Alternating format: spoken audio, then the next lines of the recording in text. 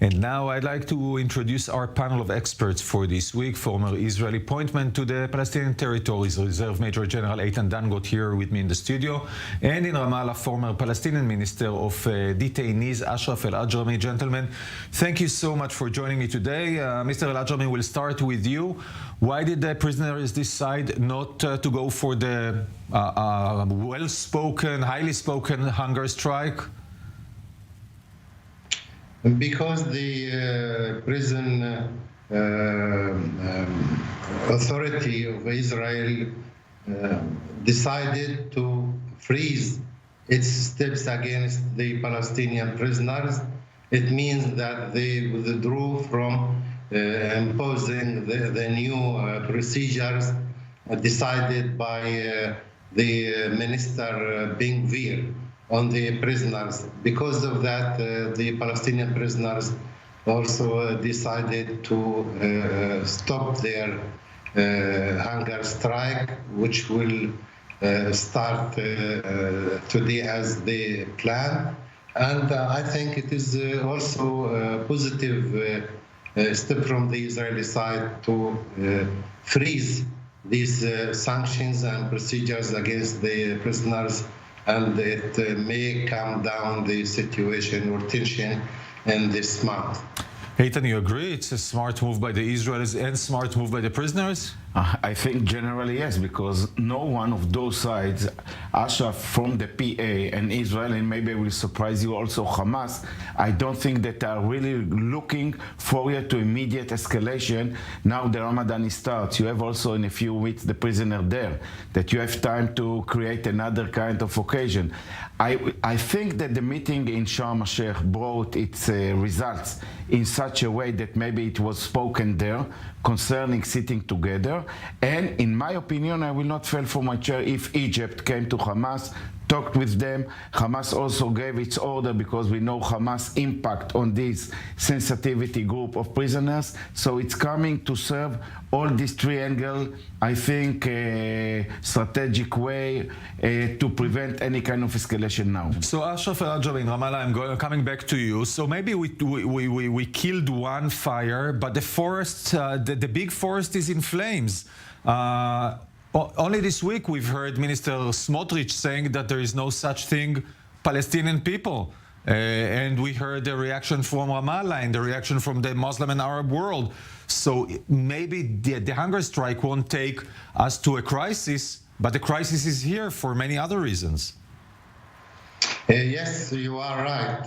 We are witnessing the escalation from the Israeli government, not just declarations or statements by ministers like Smotrich, who denied the existence of the Palestinian people, also the repealing of legislation of the engagement, disengagement in West Bank, especially the evacuation of 4 settlements in north of West Bank. It is also a provocation, and the daily invasion in the Palestinian cities and killing Palestinian young people. I think we are in a very bad situation, and if this Israeli policy will continue, we'll see escalation, very difficult one in this month, and I hope that the Israeli government will withdraw from its policy, at least to freeze it until having some kind of political talks between the two sides. If not, I think we are in a situation that we can see violence, escalation, everything that all parties try to avoid. Prevent between the two sides. So, Eitan, following from this point, we saw the Israeli parliament taking this move this week, which practically allows Israelis to go into northern Samaria, to the north of the West Bank. and going back from the disengagement, and we heard the Minister of Finance saying that there is no such thing, Palestinian people. What future does the Israeli government sees with the people that live next to us, both from the west and to the south?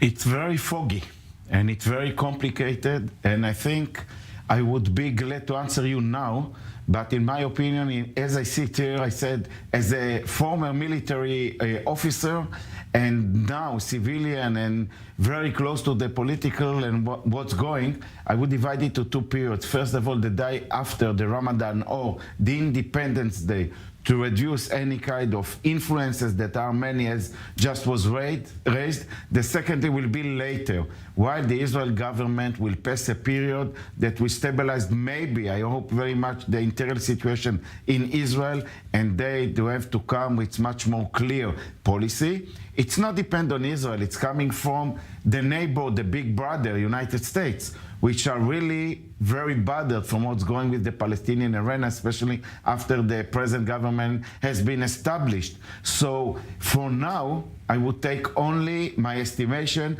that we have a main goal, the IDF, the Inter Security Service, also the political level, the Minister of Defense, to try to balance the situation during Ramadan, the Pesach. In this area, while the disengagement law was cancelled, there will be a lot of people who will try to come. How do you do it in practice where, you know, on one hand, Israelis and Palestinians do not talk, both on the political and the practical level, because security forces do not cooperate? That's on one hand. That's on one hand. We hear condemns from the whole Arab world. We hear what the Americans think of the current government and the amount of assistance they're willing to give Israel. So how can it work if there is an escalation here on each and every front? How can we operate? Let's say it very clearly. If Bibi Netanyahu is not going to come after passing the Ramadan, I hope successfully, it's sensitive and I cannot promise it, towards all the threats that are around us, and not present any kind of way to build or to present his policy with the Palestinian. He will not be able to move with the Iranian, with the problems with the Gulf Arab countries, with the others. The damage is even more on the area around us, on the strategic main things to Israel, than inside the area. Inside the area, I believe that the IDF, with internal security, with the police, with the efforts that are done, will be able to balance. But after all, it depends on one tactic event or terror event that can destroy everything. But not far from beginning of May, it will be a different story. And then this fogginess will have to be much more clear weather to understand where we are going. So, Ashraf Al-Ajrami, I'm coming back to you. What future do you see? Because you said you are very much concerned of the future, looking at it from Ramallah and bearing in mind that it might go to escalation, to violence, to casualties. We've seen such cases many times in the past. How do we prevent it?